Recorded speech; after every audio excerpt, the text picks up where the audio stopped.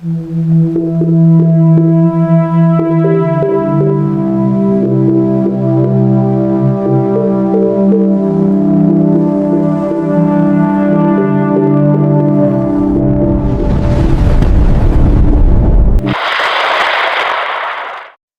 araw po sa inyong lahat, mga mahal na kababayan.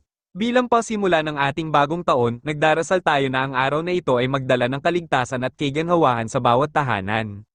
Narito na po ang pinakabagong at detalyadong ulat tungkol sa magiging lagay ng panahon ngayong Biyernes, ika-1 ng Enero taong 2026 na inihanda ng ating mga eksperto sa panahon para sa inyong kamalayan at paghahanda. Sa nakalipas na ilang oras, ang ating pinagbabantayang low pressure area ay tuluyan ng naglaho.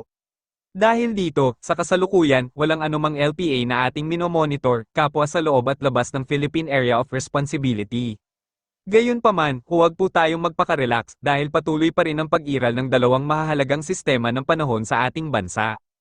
Ang mga sistemang ito ay nagdudulot ng maulap na papawirin at mga kalat-kalat na pag-ulan sa ilang bahagi ng Pilipinas. Ang mga lugar na malamang na makaranas ng pag-ulan ay kinabibilangan ng ilang bahagi ng Luzon, Visayas, at Mindanao. Ang pag-ulan ay maaaring maging matindi paminsan-minsan, lalo na kapag papasapit ang hapon at gabi.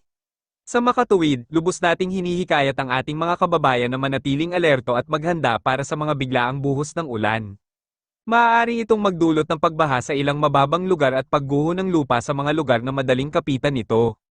Hinihikayat po natin kayong suriin ang inyong mga tahanan at paligid, tiyakin na ang mga daluyan ng tubig ay malinis at walang harang, at magkaroon ng sapat na supply ng pagkain, tubig, at gamot sa kaso ng emerhensya. Para sa mas detalyadong impormasyon tungkol sa magiging lagay ng panahon sa inyong partikular na lugar, mangyaring pakinggan po ang ating kasamahan na nagbibigay ng mahahalagang impormasyon.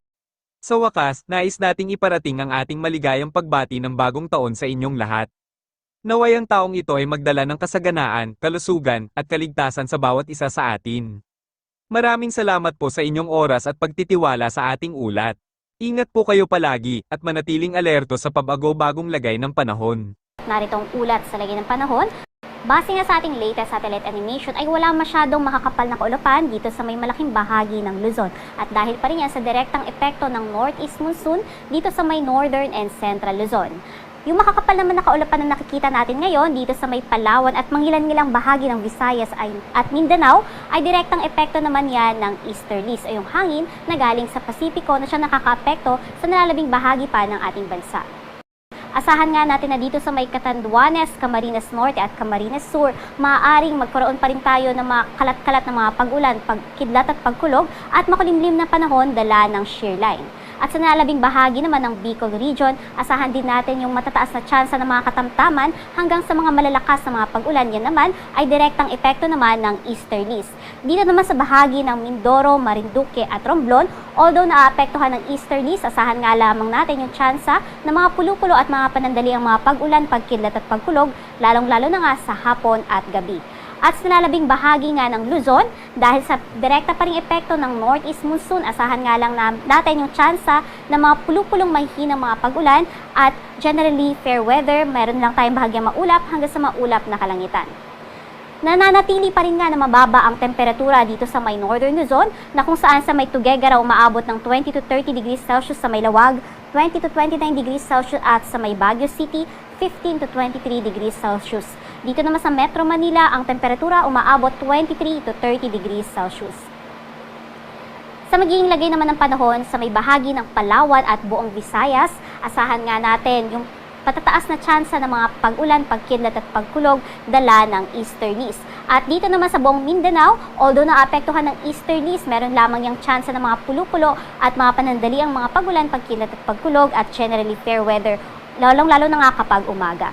Ang temperatura pinakamataas pa rin dito sa may Zamboanga City at Davao na kung saan maaaring umabot 25 to 33 degrees Celsius. Sa magiging lagay naman ng ating karagatan, wala nga tayong nakataas na gale warning. Ngunit dito sa may northern seaboards ng Northern Luzon, asahan nga natin yung katamtaman hanggang sa matataas sa mga pag-alon na kung saan maaaring umabot hanggang 4 meters.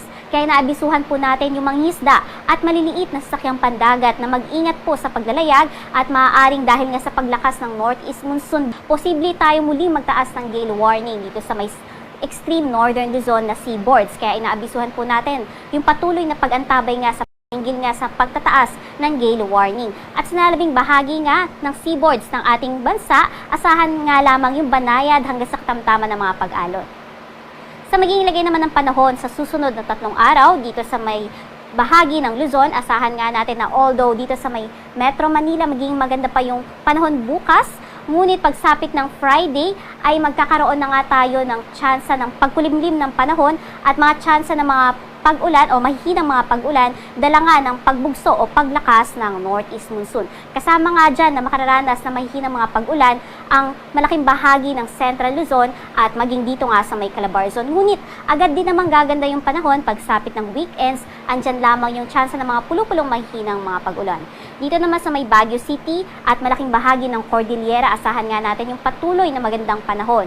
Ngunit pagsapit nga ng Friday hanggang Sunday, ang bahagi nga o silangang bahagi ng Northern and Central Luzon, kasama nga dyan ang Cagayan, Isabela, Aurora, hanggang Quezon, maaaring makaranas ng matataas na tsansa ng mga katamtaman hanggang sa mga malalakas na mga pag-ulan dala nga yan ng shearline. At dito sa may Legazpi City, at buong Bicol Region, asahan nga natin na dahil sa patuloy na epekto nga ng easterlies at posible nga ang shearline, maaari nga yan na, or maaaring patuloy pa rin yung mga matataas na tsansa ng mga pag-ulan, katamtaman hanggang sa mga malalakas at makulimlim na panahon.